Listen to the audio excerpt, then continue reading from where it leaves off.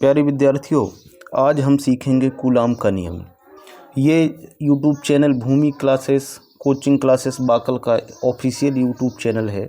यदि आप 12th के स्टूडेंट हैं, 10th के स्टूडेंट हैं तो इस चैनल को आप सब्सक्राइब जरूर कर लें। इस पे आपको परीक्षा से संबंधित जो भी महत्वपूर्ण वीडियो होते हैं, जो भी महत्वपूर्ण टॉपिक होते हैं वो आपको मिलेंगे।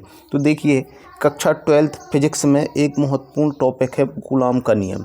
कूलाम का नियम या तो आपको सिद्ध करने को आता है, सिद्ध करने को नहीं आता तो इसका दो नंबर में इसका कथन पूछा जाता है। वो कथन बिल्कुल सरल है, बिल्कुल आपको याद हो जाएगा। एक बार आप पढ़ेंगे आपको कथन याद हो जाएगा। तो कथन क्या है? कथन को ही नियम बोला जाता है। जो नियम होता है वही कथन कहलाता है। तो देखिए, लिखा है, दो स्थिर बिंदु आवेशों के बीच लगने वाला आकर्षण या प्रतिकर्षण बल उन आवेशों के परिमाणों के गुणनफल के अनुक्रमानुपाती तथा उनके बीच की दूरी के वर्ग के व्युत्क्रमानुपाती होता है तथा यह बल आवेशों को मिलाने वाली रेखा के अनुदिश लगता है। मतलब इसका जिस तरफ बल लगेगा रेखा उसी तरफ होगी। तो देखिए, इसका अगर आप डेरिवेशन करना चाहते तो डेरिवेशन बिल्कुल सरल है, आपको रटना कुछ नहीं है। चित्र भी है। चित्र के लिए आप पहले दो बिंदु आवेश ले लीजिए। अपन ने बिंदु आवेश एक ले लिया ए और बी, एक बिंदु आवेश ए ले लिया और एक बी ले लिया, जिस पे आवेश का परिमाण कितना है Q1 है, इस पे कितना है Q2 है।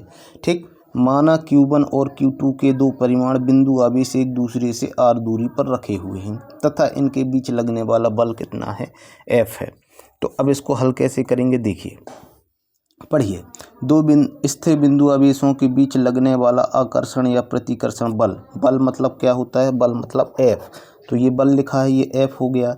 इनके परिमाणों के गुणनफल, इसका परिमाण Q1 है, इसका परिमाण Q2 है। दोनों के गुणनफल मतलब दोनों का क्या करेंगे, अपन गुणा करेंगे।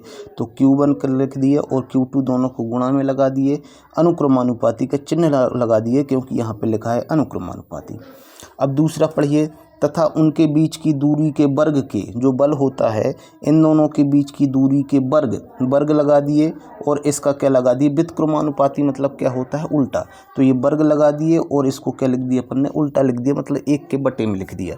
तो ये हो गया दूसरा समीकरण। लेफ्ट हैंड साइड बराबर है तो राइट हैंड साइड क्या हो जाएंगे, बराबर हो जाएंगे।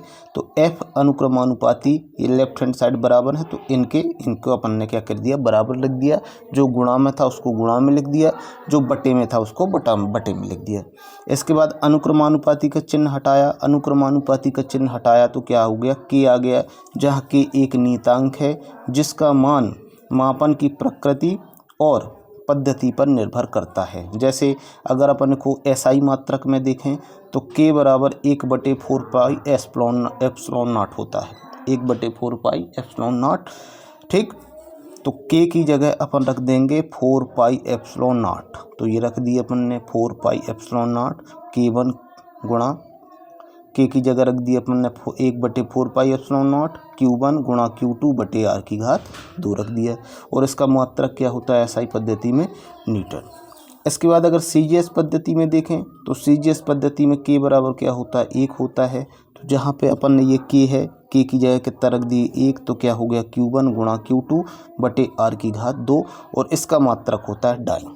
तो प्यारे विद्यार्थियों, उम्मीद है कि आपको वीडियो समझ में आया होगा। कूलाम का नियम एक परीक्षा की दृष्टिकोण से एक महत्वपूर्ण टॉपिक है जो 2 नंबर या 3 नंबर में आपको पूछा जाता है।